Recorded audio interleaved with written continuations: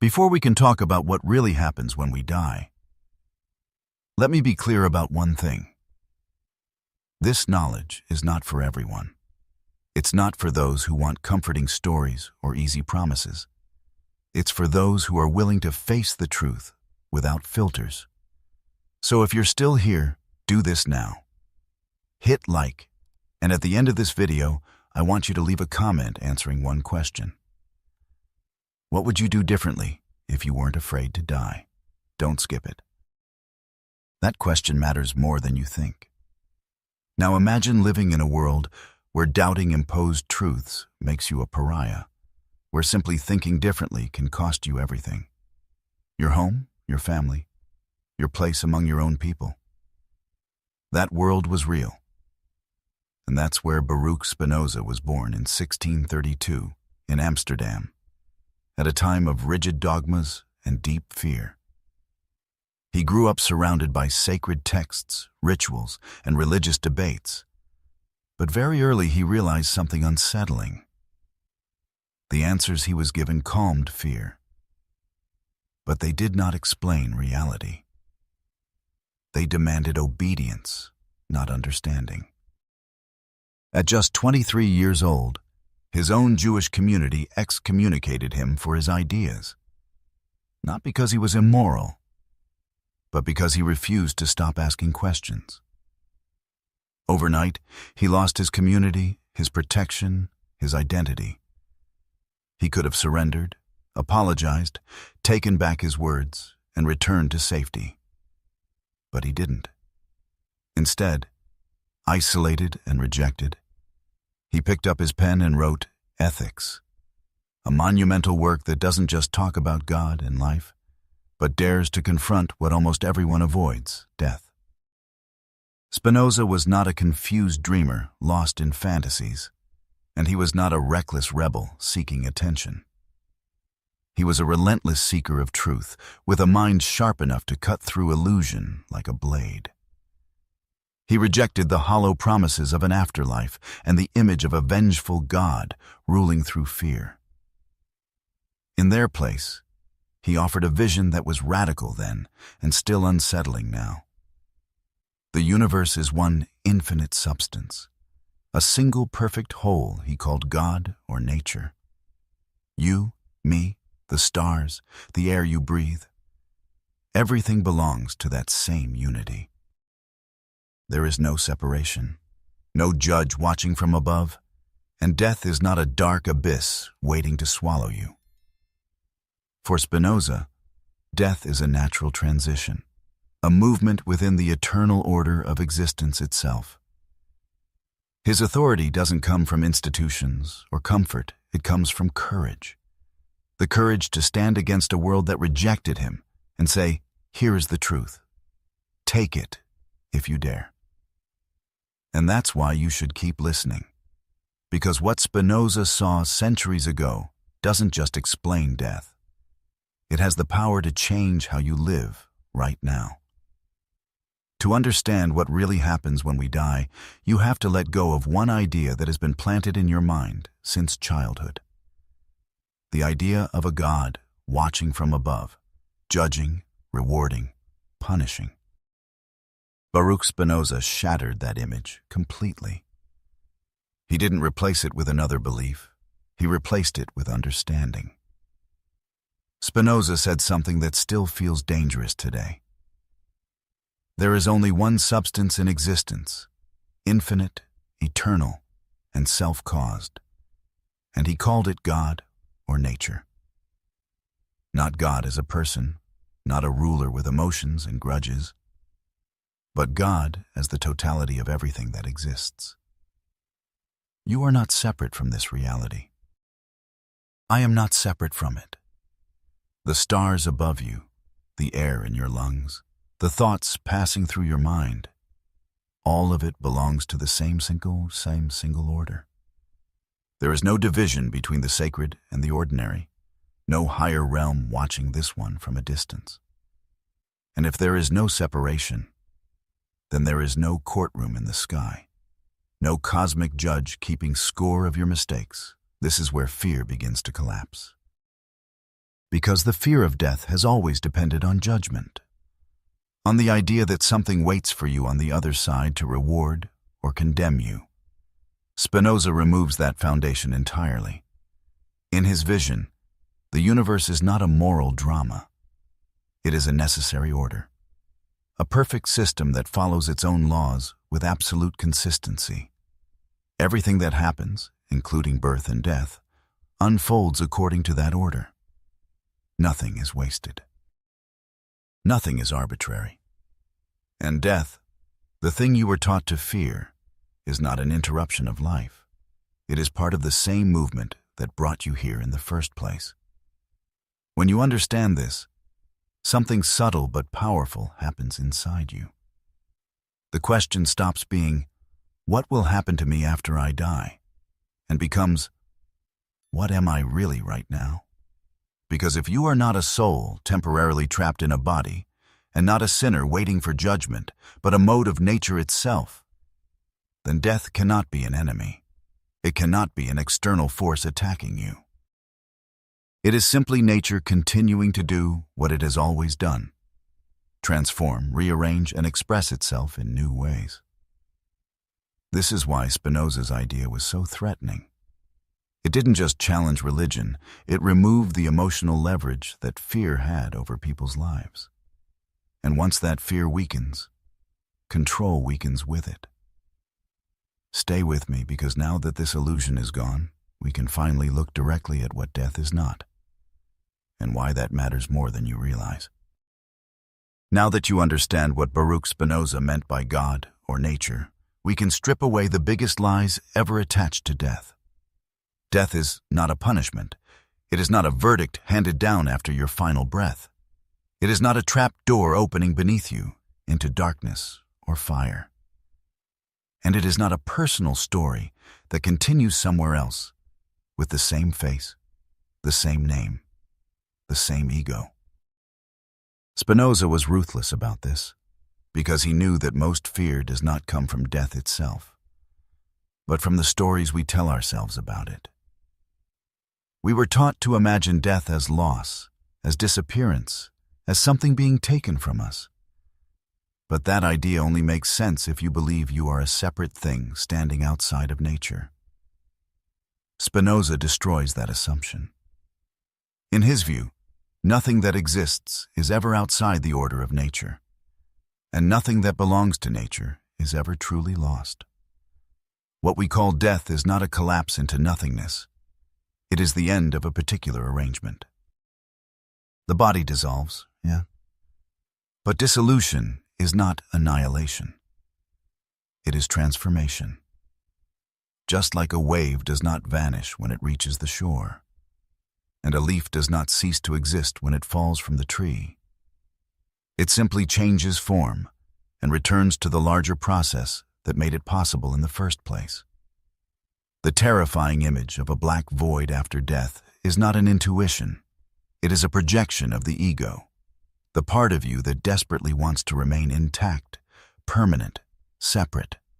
That is why the idea of personal immortality is so seductive and so harmful at the same time. It promises comfort, but it chains you to fear. Because now everything you do feels like a test. Every mistake feels dangerous, and death becomes a threat instead of a fact.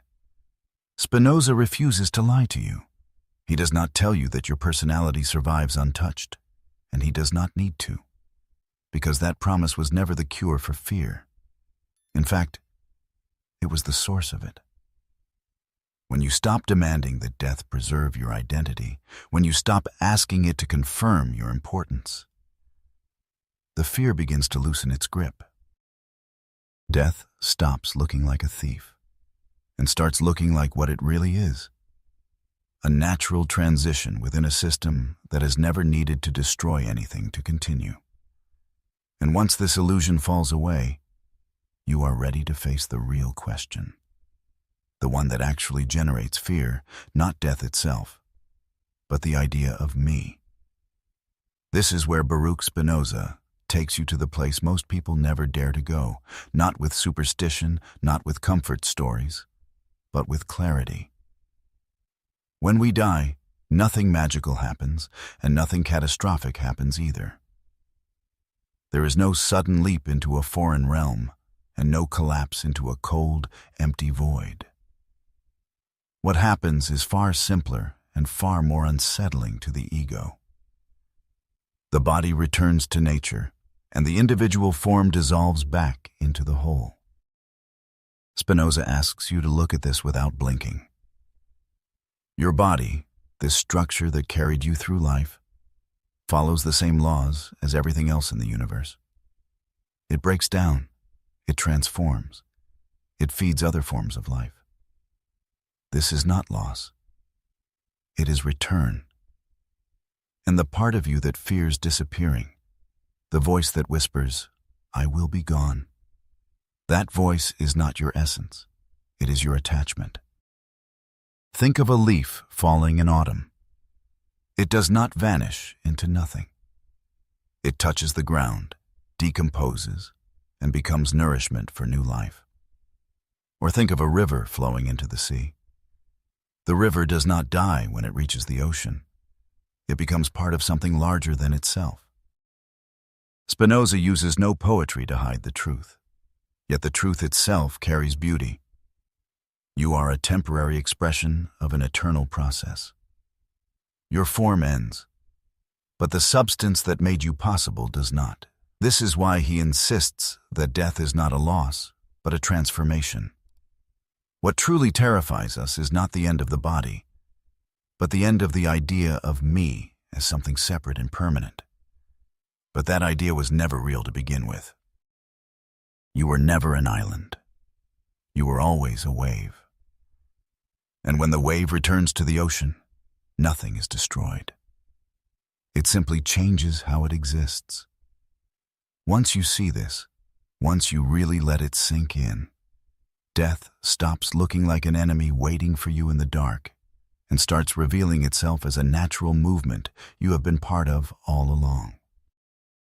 And this understanding leads us directly to the hidden source of fear itself, the place where anxiety is actually born.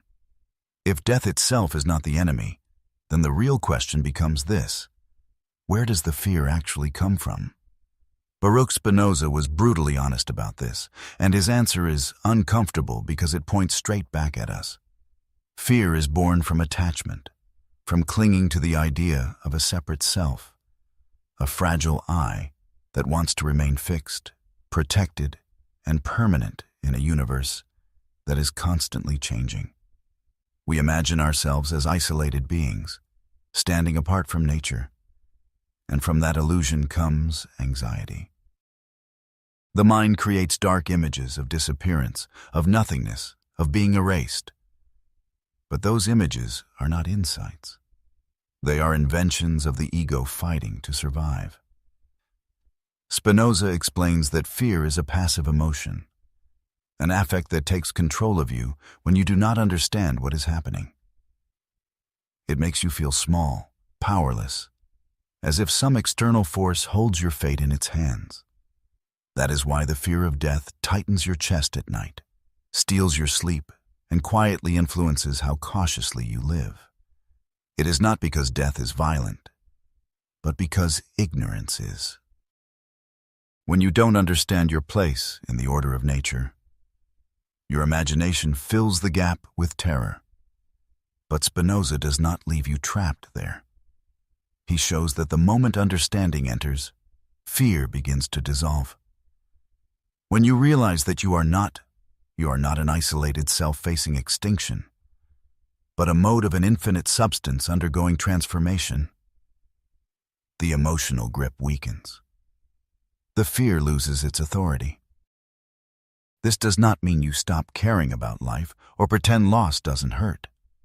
It means fear no longer rules you, and once fear loosens its hold, something else becomes possible. A different way of living, grounded not in avoidance, but in clarity. That is where Spinoza's most practical insight begins to emerge. Here is where Spinoza becomes truly dangerous, because he takes away the last illusion people cling to for comfort. Eternity, he says, is not something waiting for you after death. It is not a reward at the end of the road, not a place you earn by behaving correctly. Eternity is not later. Eternity is now. Most people hear that and misunderstand it immediately because they think it means living forever as the same person, the same story, the same ego. Spinoza means the opposite. Your personality, your memories, your personal narrative are not eternal, and they do not need to be. What touches eternity is understanding. When your mind grasps the necessary order of nature, when it sees reality not as chaos or punishment, but as an intelligible whole, it participates in something that does not pass away. Spinoza calls this intuitive knowledge, and it is not mystical or emotional. It is clarity. Every time you truly understand something, not just believe it, not just repeat it, but see it as part of the whole, you are touching what is eternal. That is why eternity does not begin after death. It begins the moment fear loosens and understanding takes its place. This idea is unsettling because it removes bargaining. There is no later compensation for a life lived in fear. There is no cosmic delay. If you are afraid now, you are not eternal now. And if you are clear now, you already are. This is why Spinoza's philosophy is not comforting in the easy sense. It demands presence. It demands courage. It demands that you stop postponing meaning to some imagined afterlife and take responsibility for how you live and understand reality today. The pressure of what happens after begins to fade because it no longer matters in the way you were taught. What matters is whether you are awake to the truth of your existence while you are alive. And once that shift happens, the fear of death loses one of its strongest weapons, the promise that everything important comes later. This is where Baruch Spinoza stops being abstract and becomes brutally practical. He does not ask you to suppress fear or pretend it isn't there, because that would be another illusion. Instead, he shows you how fear actually works. Fear, he says, is a passive affect, an emotion that takes control of you when you don't understand the causes behind what you experience. When fear rules, you react, you shrink, you hesitate, you imagine threats everywhere. That is why the fear of death doesn't stay confined to one thought. It spills into how you live, how cautiously you love, how much of yourself you hold back. But Spinoza offers a way out that doesn't rely on belief, only on clarity. He contrasts passive effects with active effects, emotions that arise from understanding. When you understand something deeply, it no longer dominates you. You dominate it. The same is true of death. When death is imagined as a mystery, a punishment, or a personal annihilation, it controls you. When it is understood as a necessary transition within nature, its emotional power weakens. This doesn't erase sadness or grief, and Spinoza never asks you to deny those. He knew loss. He knew solitude. What he teaches is transformation, turning fear into insight, anxiety into steadiness. You look at death directly, without blinking, and in doing so you take back control over your inner life. This is not philosophy for bookshelves. It is a discipline of the mind, a way of training yourself to respond with clarity instead of panic. And once you learn this, once fear stops dictating your choices, something profound begins to change. The way you live starts to shift. Not because you were promised a reward, but because fear no longer chains you to hesitation. Once fear stops ruling you, life itself begins to feel different. And this is where Baruch Spinoza quietly overturns everything you thought motivated human beings. Most people live defensively. They choose safety over truth, comfort over clarity, approval over understanding, because somewhere underneath it all sits the fear of losing, failing, or disappearing. Death sits in the background like a silent threat, shaping decisions without ever being named. Spinoza exposes that mechanism and removes its power. When you no longer see death as an enemy waiting to erase you, urgency changes. You stop living as if time were a loan you must justify, and start living as if each action matters because it expresses what you are right now. Courage stops being heroic and becomes natural. You speak more honestly. You hesitate less. You stop postponing meaning to some imagined future where everything will finally make sense. This does not make life reckless. It makes it precise. You still feel loss. You still grieve. You still care deeply. But those emotions no longer paralyze you. They move through you instead of controlling you. Fear-based morality fades, replaced by responsibility grounded in understanding. You don't act well to earn a reward or avoid punishment. You act well because you see yourself as part of a larger whole, and harming that whole would be harming yourself.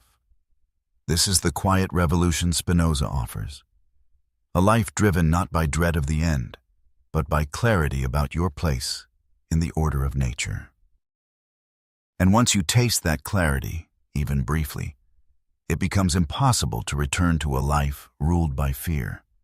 That realization leads us to the final confrontation, the moment where everything you've heard stops being theory and becomes a personal decision. This is the moment Baruch Spinoza ultimately forces on you, whether you want it or not.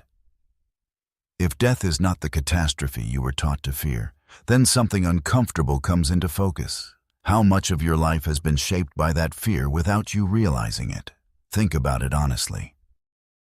How many choices were softened, delayed, or abandoned because somewhere in the background there was anxiety about time running out, about making mistakes, about not being enough before the end arrives? Spinoza turns the question around. He doesn't ask, what happens to you after you die? He asks, what happens to your life when you are afraid of dying? Because that fear is never neutral. It steals presence. It shrinks desire. It convinces you to settle for less than what you sense is possible. And once you see this, you can't unsee it. Spinoza does not comfort you by saying everything will be fine later. He confronts you by showing that later is the lie. Every day lived in fear of the end is a day not fully lived. The tragedy is not death. The tragedy is spending your life rehearsing for a disaster that was never your enemy to begin with. When you stop imagining death as a thief waiting in the dark, you begin to notice how much energy becomes available right now. Attention sharpens. Actions gain weight. You stop asking for guarantees and start acting from understanding. This is the confrontation Spinoza leaves you with. Either continue letting fear quietly dictate your life, or accept the clarity that dissolves it. There is no middle ground, because once fear is seen for what it is, continuing to obey it becomes a choice. And that choice brings us to the final step, the point where understanding turns into commitment. So now we arrive at the place where everything comes together, where this is no longer about philosophy, no longer about ideas on a page, but about you. Baruch Spinoza did not spend his life trying to comfort people with beautiful illusions. He gave us something far more difficult and far more valuable, a way to look at death without flinching, and in doing so, to reclaim our lives. There is no final judgment waiting for you, no cosmic punishment, no personal story preserved forever somewhere else. There is transformation. There is continuity. There is nature doing what it has always done, turning forms into new forms, never wasting anything, never destroying what belongs to it. Death does not take you away from the whole. It returns you to it. And once you truly see that, death loses its power to dominate your thoughts. The fear that once tightened your chest begins to loosen, not because you were promised eternity later, but because you understood it now. Spinoza showed that the eternal is not something you chase after your final breath. It is something you participate in every time you understand, every time you act with clarity, every time you live without being ruled by fear. And now the question is no longer what Spinoza revealed, but what you will do with it. If these ideas moved something inside you, if you felt even a brief moment of relief or clarity, don't let it fade. This isn't just another video to forget. This is an invitation. So do this now. Like this video so this understanding can reach others who are silently struggling with the same fear. Subscribe if you want to keep exploring ideas that challenge and liberate. And most importantly, leave a comment answering this one question honestly. What would you do differently if you weren't afraid to die? That answer is not for me, it's for you. It's a commitment to live with more courage, more presence, more truth. Spinoza handed us the key centuries ago. Today, it's in your hands again. Use it.